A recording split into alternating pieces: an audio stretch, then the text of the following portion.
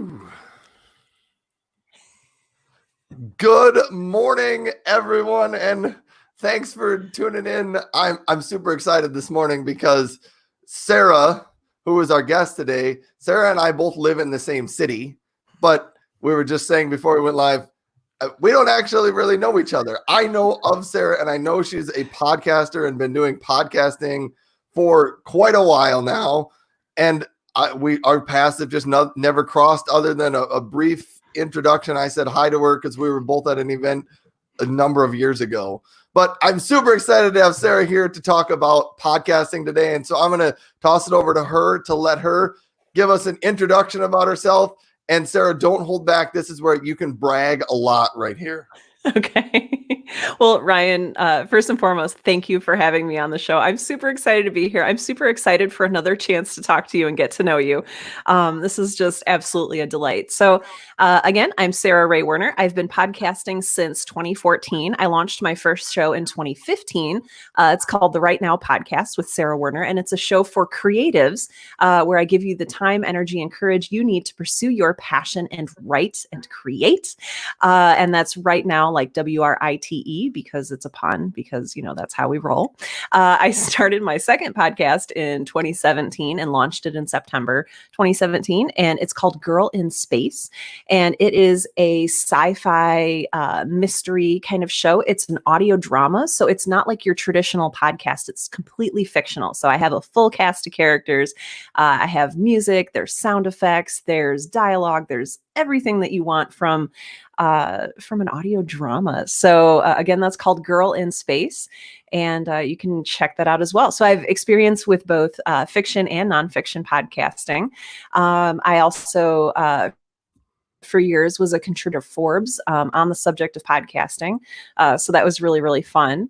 Otherwise, I've spoken at Podcast Movement, Podfest, PodCon, PodcastCon, PodX.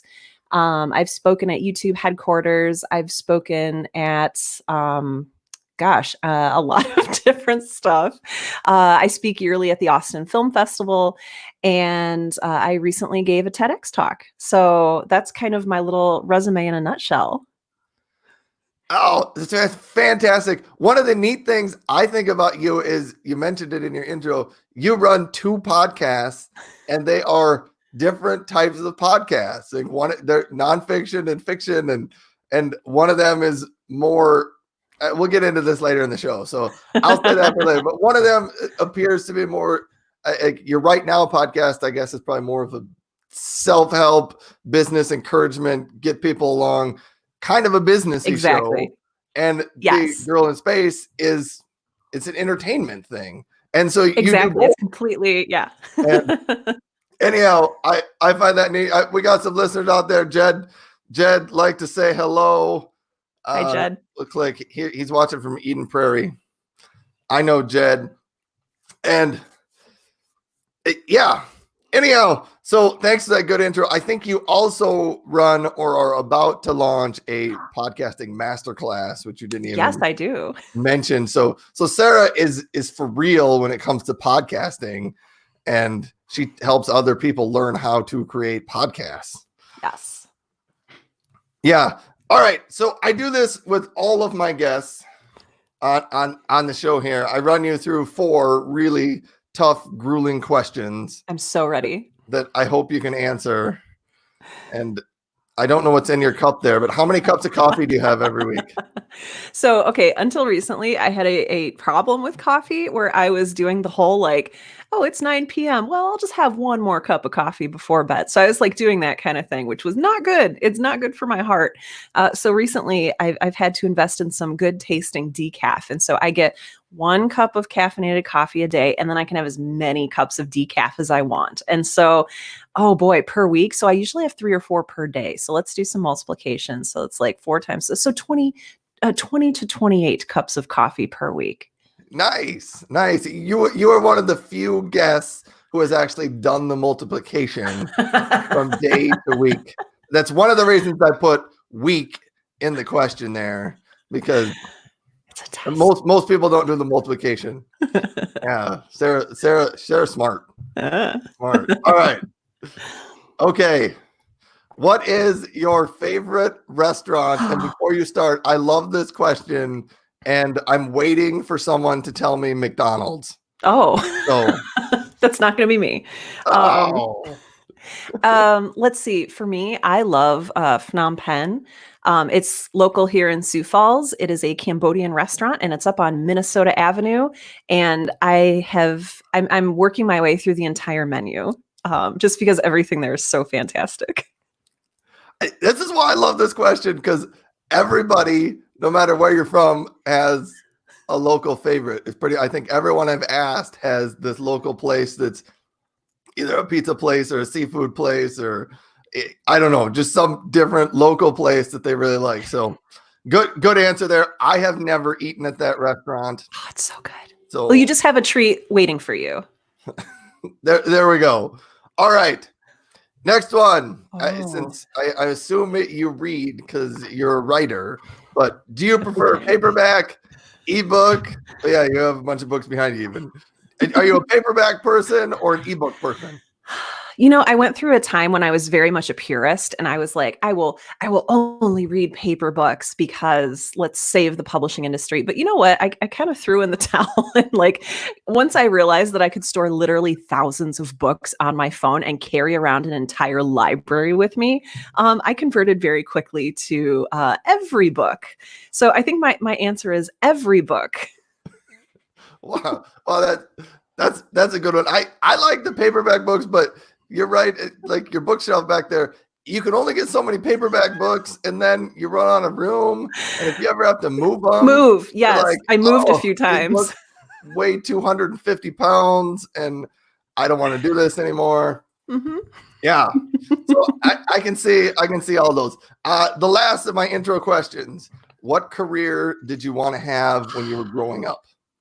I wanted to be a chef. I wanted to be a cruise ship chef so that I could sail the seas and make food for people. And I still like to cook today. And the reason I thought that was because I didn't know you were allowed to be a writer. I thought you had to like, I don't know, go through some kind of gauntlet to be a professional writer to like woo the publishing industry. And so I was like, I'm not even going to be good enough to consider that. And so I was like, I'll just be a cruise ship chef. And that obviously did not happen. That's really neat though. I mean, I get good answers from people on this. And I've said it on the show before, but I wanted to be an NFL football player. And Awesome. like many kids growing up in the 80s and 90s, I did, but I never made it. I wasn't quite good enough. But anyhow, that's enough about me. You wanted to be a chef. On a side note, somewhat related, do you actually like to cook still? I still love to cook. I love to cook. Although we're in a place now where like I'm self-employed and like my husband does all of our cooking and he's also very good. So I'm just very lucky. All right. Well, that's totally cool. Here, no, we got some listeners out there. Here, let me pull up some of these. So Blake, hey Ryan, Blake actually is my uncle. Hi Blake. Oh hey. Hey. Jonathan, enjoying the interview so far. So that's good. Good morning, Petra. And Howard is out there. Hey Howard. Hey. Oh man. There's a bunch. We got a bunch of questions, but I'm gonna get you started on the next real question I have for you. Okay. We got a bunch of questions coming in. So this is great. I might be reading them while you're answering my first question. All right. So my first question for you is, how did you get into podcasting? And I kind of want to tie this into the next question I had for you. Why podcasting instead of a book? Yes, these two things are very, very related. So I like that you like tied these together. So yeah, I got into podcasting after I got into writing. And so I've been writing my whole life. I love reading. I've always loved reading. And I felt like publishing, I felt like writing a book was just this very unreachable, distant thing. Like there were gatekeepers, you had to get an agent. You had to do all this stuff. And this was before the days where self-publishing was really easy like it is now. And so I kind of found different ways to self-publish essentially. So I started blogging back in 2001. And I started a blog and I had followers and it was great. And I was like, oh, I really like this blogging thing. Maybe like digital writing is the way to go. And so I kept blogging. I started a new blog, probably in 2013 called The Outlaw Novelist, where I was going to write about essentially what the Right Now podcast is today. So it would be an encouraging, hey, go out, live your life, be creative, let me empower you to do that kind of thing. And I started blogging and I got pretty much 0 readers on my new blog. And this was a time when blogging was really, really saturated. And, it still is today. At the time, back when I was running some numbers, there were, again, at the time in 2014, about 200,000 podcasts in existence versus something like 500 million blogs. And so I started podcasting really as a way to share my message in a less saturated publishing space. My friend Peter Adal, who I worked with at the time at a digital marketing agency, he got me into it. And he's like, this is a lot more I guess there's less of a barrier to entry than you might think. You just need a computer and a microphone. And I was like, okay, I'll give it a try. And I really found that I fell in love with podcasting. I love public speaking. I love getting up in front of people. I love using my voice. And so it just ended up being a really, really natural fit. And so now I still write, but I kind of more write for me. I still blog every day, but podcasting has really kind of checked all the boxes for me. That's a good story. Here, a follow-up on this coming from Jed. So I think you kind of mentioned the first part about this. What grabbed you initially about podcasting, and when did you know that was your passion? Yeah, I knew it was my passion. And I don't know if what this says about me, but I started getting responses and reactions to my podcast that I'd never gotten before for anything I had written. And so people were writing in after I launched the Right Now podcast. People were writing to me and saying, oh my gosh, Sarah, I would have never finished my novel if it weren't for your podcast. Or Sarah, I would have never tried writing poetry again if it weren't for your podcast. And I was like, oh my gosh, this thing is changing people's lives. And that really, the thought that I could have access to talk to so many different people on so many different levels, and the fact that I could have a positive sort of effect on people's lives, that became my passion. Like it was just so completely mind-blowing to me. Yeah, the idea of putting yourself out there on the internet and doing these types of things, it's fun and interesting to hear from the audience, especially one of the things. So I run a blog for data science, and even being connected on LinkedIn, getting connected to people who are on the other side of the earth still, it like blows my mind. It's awesome. That someone in Europe or Africa or India can read or see and use some of the stuff that I create. And I just find it really neat. So it's cool that you mentioned that part of it too. All right. So getting a little further into this, actually we had a comment here that I wanted to bring up. Petra doesn't like moving the books or boxes of books and that either. But I can understand that books are heavy. So here's the question. I'm sure you get this or you've thought about this a lot. Why in 2020 right now, why should someone start a podcast? Oh man, I have a lot of different answers for this one. So first and foremost, podcasting is blowing up right now, like in a good way, not in a scary explosion way. Podcasting is becoming huge. And if you would like to sort of jump on this as there's still room, as it's not saturated yet, like blogging became, now is the time to do it. So it's a really good idea to start your podcast just as soon as you can. Just because there's room, there's no gatekeepers, and the landscape is changing, which I think we'll probably talk about in just a little bit here. But yeah, this is a really good time to start and to position yourself as an expert. Sort of on that note, why should someone start a podcast? If you want to position yourself as an expert in your field, a podcast is a really powerful way to do that. And it's not just because it's less saturated than blogging. It has all sorts of amazing SEO properties to it. And again, I feel like that could be an entire talk in and of itself. But also, there's something that's there's a little bit of a magic to our voices, and there's an authenticity that comes through when your voice is in someone else's ear. It's a really powerful medium, and there's all sorts of science to back up how powerful it is. And so if you have a message to share, if you have a mission, if you have a vision, if you want to change the world, if you want to get more clients, if you want to sell more products, a podcast is an excellent way to go about doing that. That was a great quote right there. Oh, thank you. I'm gonna cut that one out probably. Perfect. Thank you. But yeah, it's one of the things. Yeah, you mentioned it at the beginning. You can really become a thought leader in whatever it is that you do, because you become that voice, that person that creates content around that. And then when people think of that content topic, your name comes in their mind and you stick out there. Absolutely. So, yeah.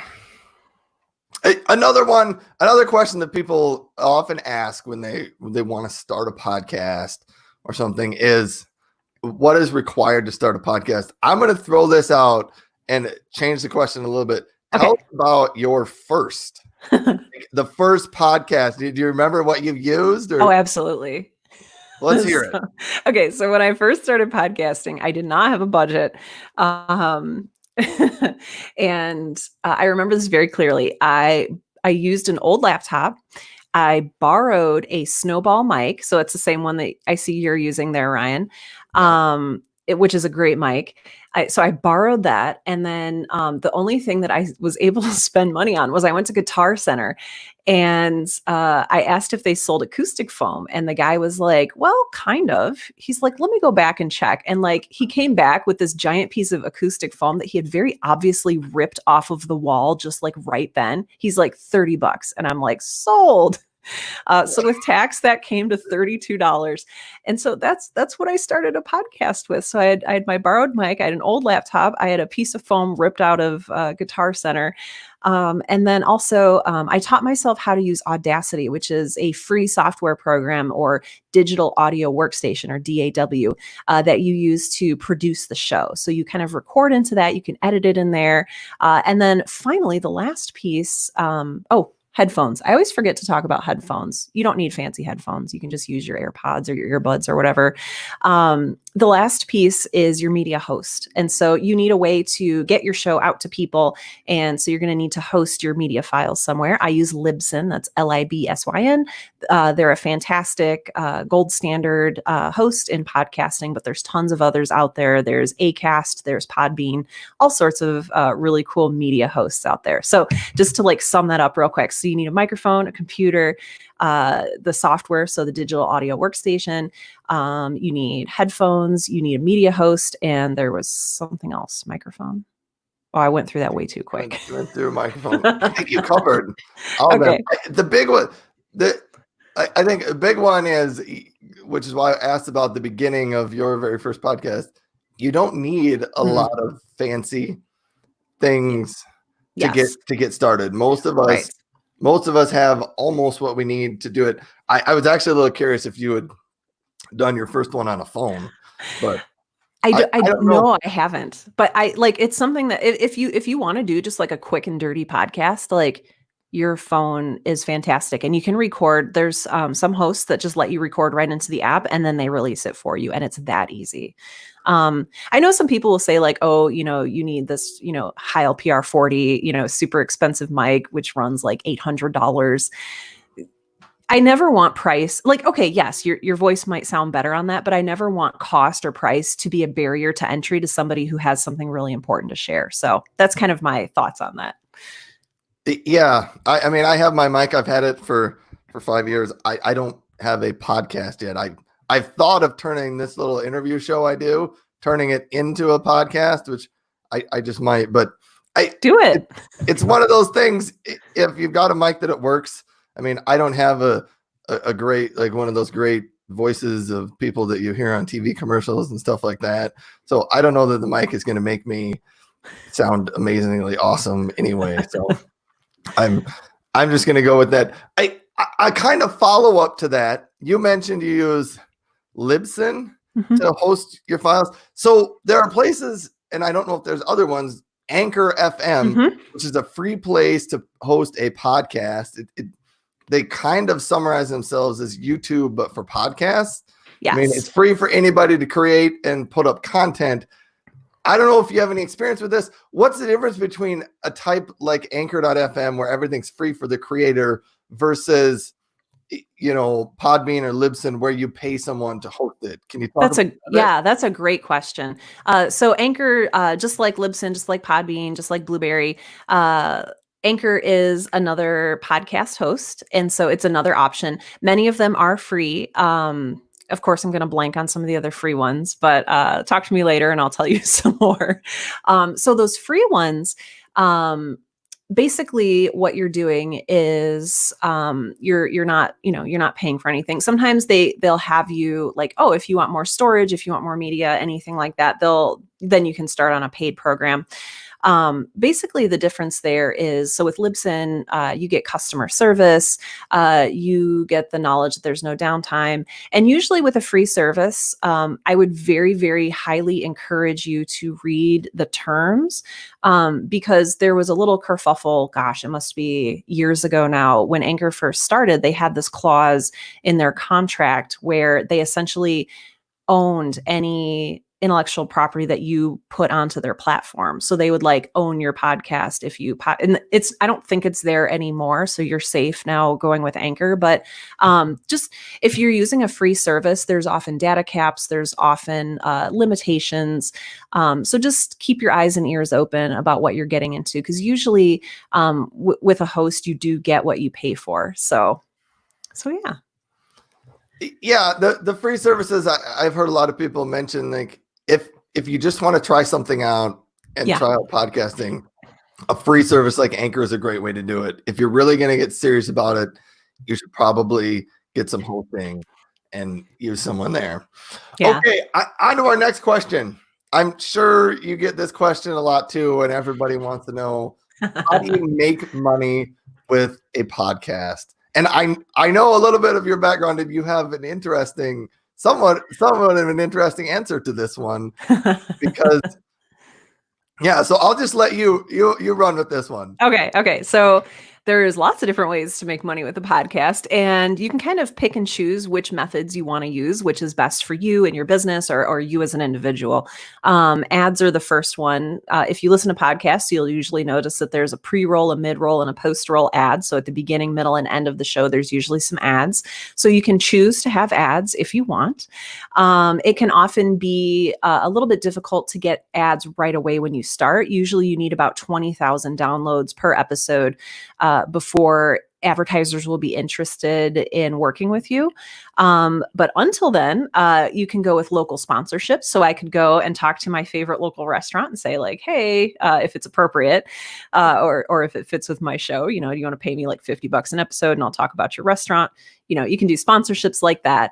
Other ways to make money with your podcasts include, I use a service called Patreon, and that's Patreon.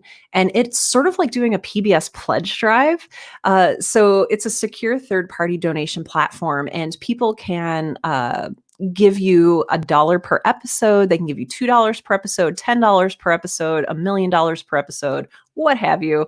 And they get perks, they get behind the scenes peeks, they get whatever sort of perks you want to offer them. I give my patrons weekly updates. I give them like extra stickers and merch and t-shirts and bonus episodes. They kind of get behind the scenes stuff. They get early access to the episodes. And so I pretty much just make the majority of my money off of Patreon for both of my shows. And I'm able to live on that money, which is really, really exciting. So yeah, let's see. There's also, an indirect way of making money from your show. And I've seen a lot of business owners do this. And they essentially use their podcast as like a marketing channel. So their podcast is a content marketing channel. And they don't make money directly from the podcast.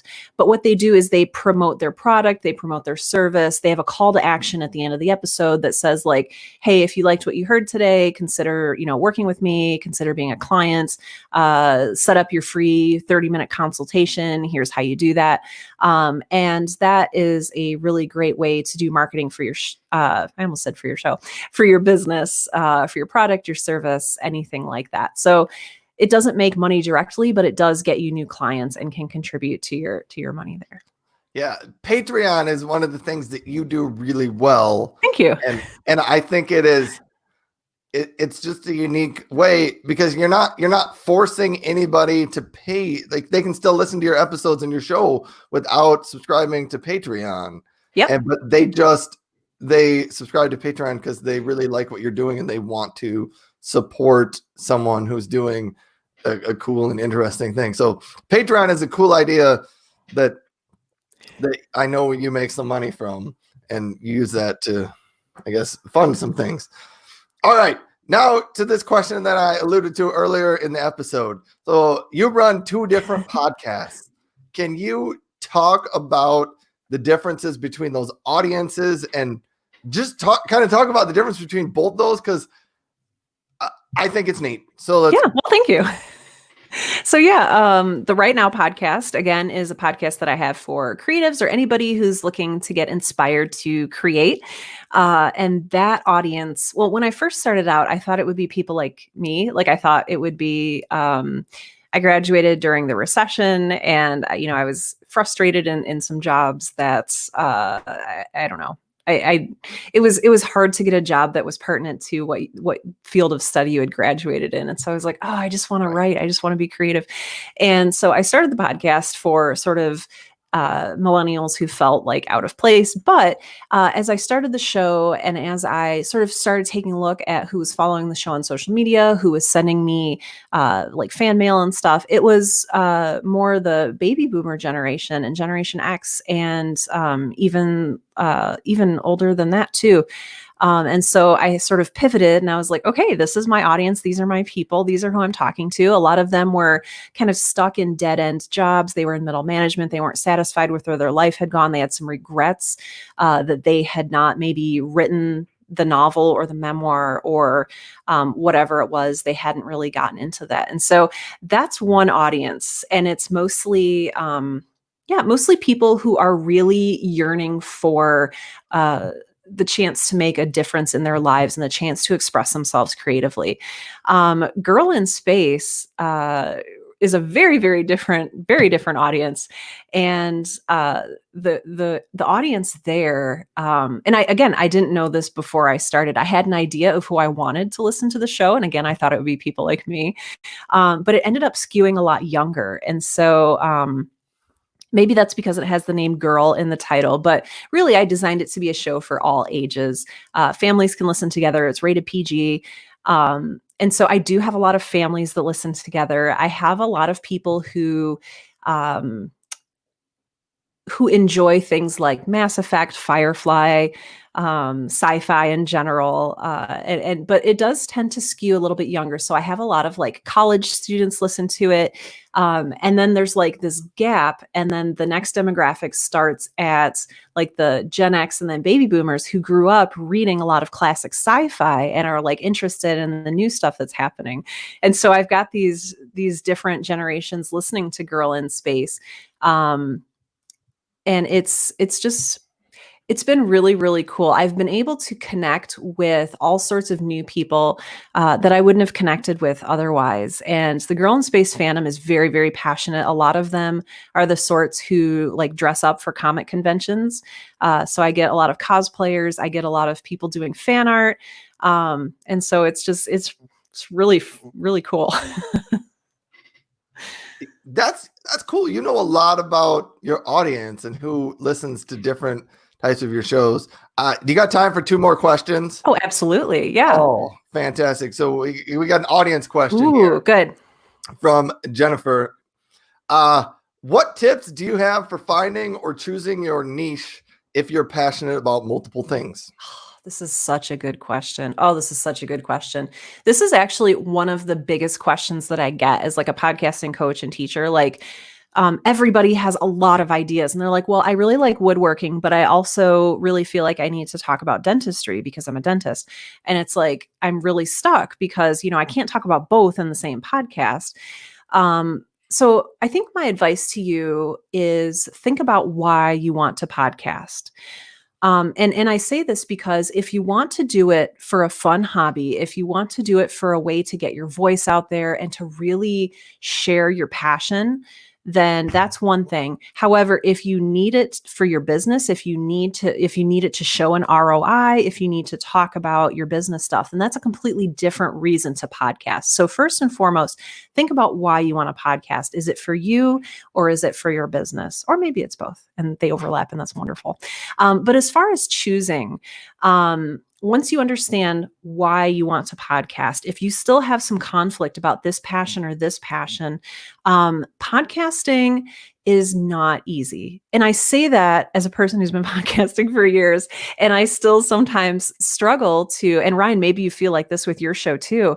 Some days you wake up and you're like, oh, I have to do a show this week and I'm just not feeling it. There's going to be weeks like that. And so I always say, whatever you feel like you could talk about forever and never stop talking about, podcast about that. Whatever it is you think that you might have the most fun doing, podcast about that. So between the two things that you're stuck between, which one just sounds more fun? And I would go with that one because there are going to be days when you're going to need that spirit and that momentum to kind of keep you going so that you don't pod fade. Yeah, and you kind of mentioned it's a lot of work to do a podcast, and like I do this video show and I do it once a week. And here's a little story behind that. Like a couple months ago, when I just had the idea that, hey, I want to do this show, I asked 5 or 6 people, hey, will you do a live video interview with me? And they all said yes, and it was great. But I filmed them all in the first week. And so I went from I've never done a live interview with anybody to I did 5 in 1 week. And that's just a lot. It's really fun to talk to all these people and to do that. But the setup of coordinating them, it doesn't even really sound like a lot, but once you get into it and you get to do it, like you got to line up a time, you got to find a time that meets, and there's always, a few emails that go back between there. And then, you got to set up for this. You got to come up with some questions to ask these people.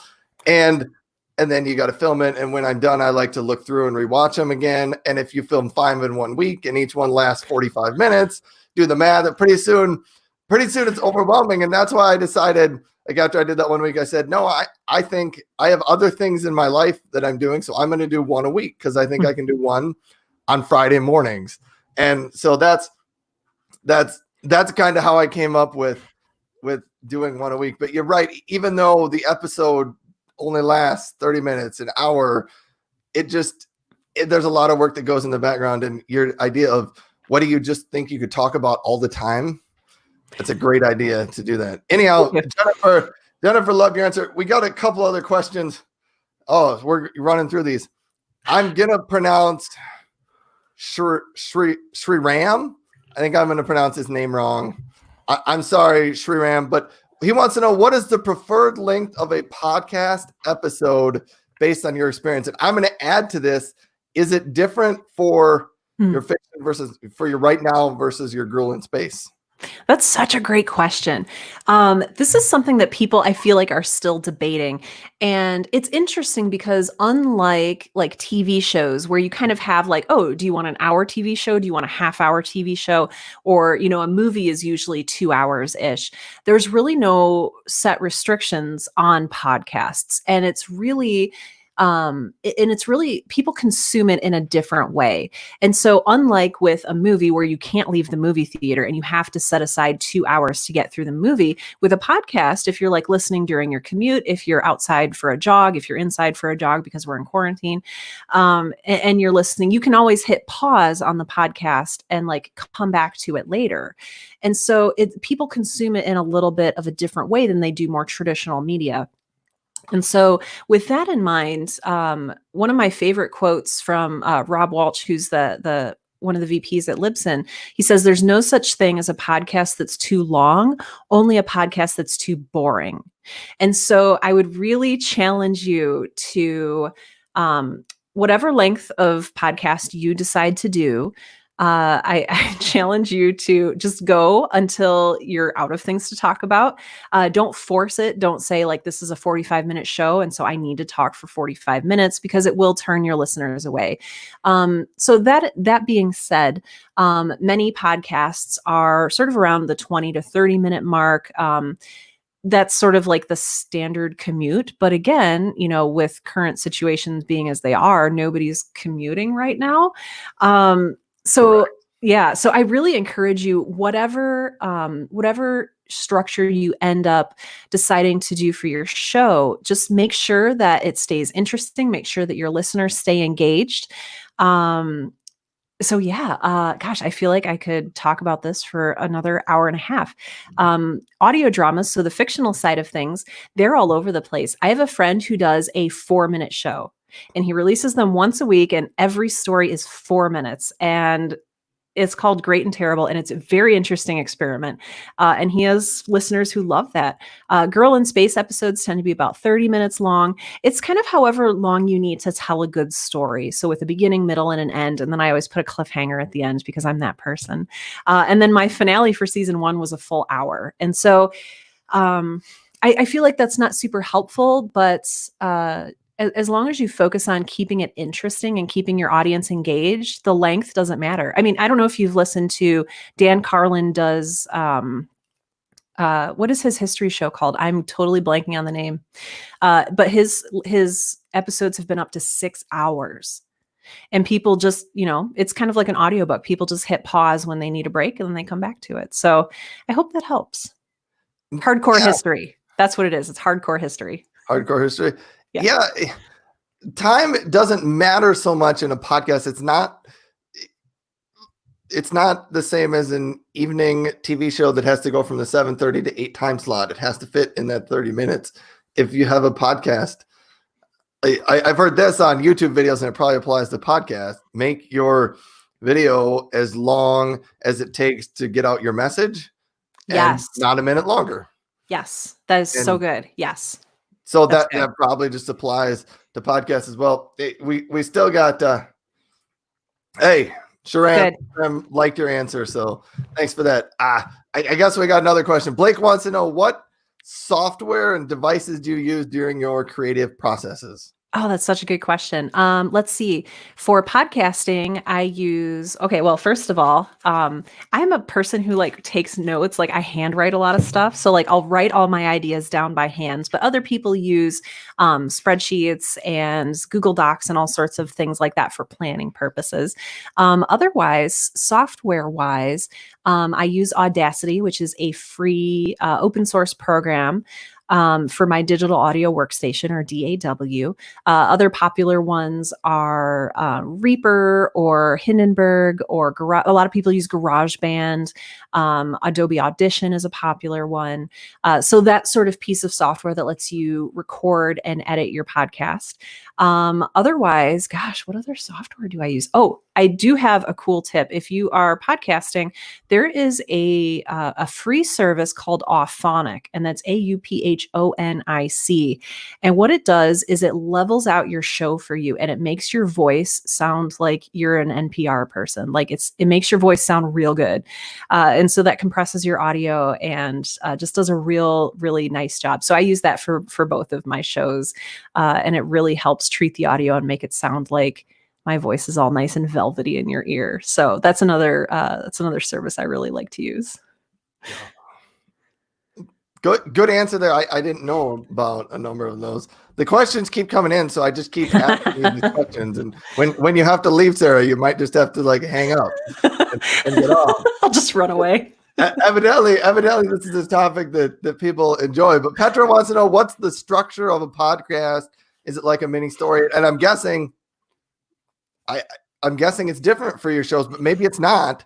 So I don't know. Yeah, that's such a good question. I think that the best way that you can get an idea for podcast structure is just to listen to a large variety of podcasts. And so there's shows that are just like this, what Ryan and I are doing right now, where it's just an interview. And it's kind of up to the interviewer, like what kind of questions they ask and whether that sort of leads into a story. Like, oh, okay, we've talked about this, we've talked about this. And there's like a natural flow and progression to the questions that they're asking. If you're doing a solo show, so if you're not doing interviews, usually I sort of, for the Right Now podcast, I'll usually think of a topic and then like 3 points that I want to talk about for that topic. So if I'm talking about writer's block, I'll say like, okay, today we're talking about writer's block. Here's why we get writer's block. Here's the science behind it, or the thoughts behind it, and then here's what you can do to overcome writer's block. And then so that's kind of the structure that I use for my nonfiction or traditional podcast. So that's more of an information sharing thing. And then for Girl in Space, it's absolutely, I just tell it like a story. So every episode of the Girl in Space podcast is sort of like a chapter in a book. So it's like chapter 1, chapter 2, chapter 3, and then the whole thing overall has a beginning, middle, and end. So I hope that that's helpful. I really do encourage people, if you're interested in starting a podcast, just listen to as many as you can. There's a ton out there. You can learn a lot while you're doing it, and just kind of keep an ear open for how they're structuring things. And that's a great way to learn how you want to structure your show. Yeah, that was you're dropping some serious knowledge in this. Good. So thanks a lot for being here. Here's the last official question I had for you, and I think we're gonna cut off. If you have other comments, throw them out in the comments, and if they're there, I will message Sarah, or she'll come in and answer them somehow. I'll do this again. Yeah. So I have this question, and then after you're done with this one, we'll have you tell people about how they can find you or connect with you. So what do you think is the future of podcasting? And I want to say a little bit, it's you get to be an expert here. And I remember like growing up, and when they'd ask people these questions, like, what's the future of this? You're always like, wow, these people are so smart and great that they get to answer these questions. But you're like a pro podcaster, so you get to answer these questions like this. So tell me a little bit. Oh boy. What do you think of the future of podcasting? Don't hype me up too much. No, I think the podcasting is going to continue to grow. I've seen all sorts of articles in the New York Times and in other places online that are like, oh, we've reached peak podcast, and that is not true. That is not true. We're not even in the golden era of podcasting yet. We're not even there yet. There are still just a million podcasts. We just hit the 1 million mark and I know 1 million podcasts sounds like a lot. It's like, oh my gosh, how am I going to get seen in a sea of 1 million podcasts? For perspective, thousands of books are published every day. Millions of hours of video are uploaded to YouTube. So podcasting is still such a small pool. And so as for the future of podcasting, it's going to continue to grow. We're going to see more and more and more shows.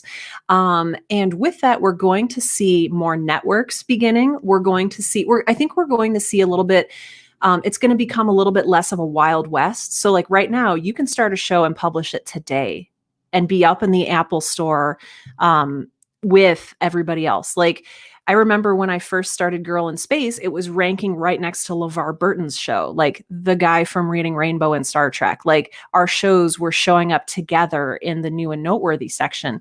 And I was like, this would only ever happen in podcasting. Like I can't just start a TV show and like give it to a TV network and be like, cool, thanks for airing my show. Cause they're not going to do that. And so, that's why now is a great time to get into it, because like the networks and the sort of overarching bureaucracies that haven't really gotten their claws into podcasting yet. I think that they will. I think they'll continue to do so. And like every day we see more and more celebrities starting shows. Like Shaq has a podcast, Elizabeth Gilbert, Oprah, like everybody has a podcast. And we're just going to see more and more celebrities coming into the space as they realize how powerful it is. And so I say, get in there now. Again, it's a level playing field. You can be up there like me with LeVar Burton or RuPaul, who I was also next to for a while, who had a drag race podcast. So gosh, the future of podcasting is just going to continue to grow. It's going to continue to boom. Advertisers are spending more and more and more money on podcasting. It's just going to keep getting bigger. So get in there while you can. Good, great stuff there. And Thank you. people are liking your answers. The comment on 1 million podcasts, and I've heard this before too. I need to go look up this number. I don't know when the internet had 1 million pages or probably 1 million sites would probably be the comparable thing, but it was probably sometime in the 90s. Yeah, ages ago. If I had to guess. And I don't know if people know like the history of the internet. In the 90s, people didn't know anything about how to work on the internet. I mean, the only people that made money on the internet in the early days were like gambling sites were the big one that figured out how to make money early on. But the rest of the world hadn't really figured out how do you make money off the internet. And I think it's still those early days, even though we're at 1 million podcasts, I think it's those early days of podcasting. And kind of like you mentioned, places are still figuring out, companies are now starting to, pour some money into advertising on podcasts and stuff. So that's neat. All right, last question here. If people want to know or find out more about Sarah Ray Werner, where do they go? Well, hey, thank you for asking that. Come find me. I'm at sarahwerner.com. That's SARAHWERNER.com. Oh, look at that. .com. I looked it up before the show. You're so good. So yeah, sarahwerner.com. So you can go out to my website. It has links to pretty much everything. I have a free podcast roadmap. So if you are interested at all in starting a podcast, I have a free PDF download that just shows you the 8 steps to starting a podcast. And it's focused on starting a successful podcast so that you do understand your audience, which we talked a little bit about earlier in the show. Understanding who you're talking to, understanding why you're podcasting, the materials you need, all of that stuff, it's included. So that's out at sarahwerner.com. You can also find my shows. So the Right Now podcast with Sarah Werner and Girl in Space are out on, they're everywhere. They are on Apple, they're on Google Play, they are on Spotify, iHeartRadio. Any podcasting app should have both of my shows. And again, that's the Right Now podcast with Sarah Werner and then Girl in Space. Oh, fantastic. Anyhow, thank you very much, Sarah, for being on the show today. I think a lot of people got a lot out of this interview, and there was some good interaction going on there. And maybe we'll run into each other again. If you're just on the show and you didn't know, Sarah and I actually both live in Sioux Falls, South Dakota. I know of Sarah. I don't really know Sarah. I know who she is, but we don't really know each other very well. So it was great to meet you today and get to know you. And maybe sometime in the future when it's not coronavirus time, we will run into each other again out in the real world, not just digitally. So thank you very much for being on the show. Thanks everybody for tuning in. Have a great weekend or day whenever you happen to be watching this. Goodbye, everybody. Thank you. Thank you so much. Bye.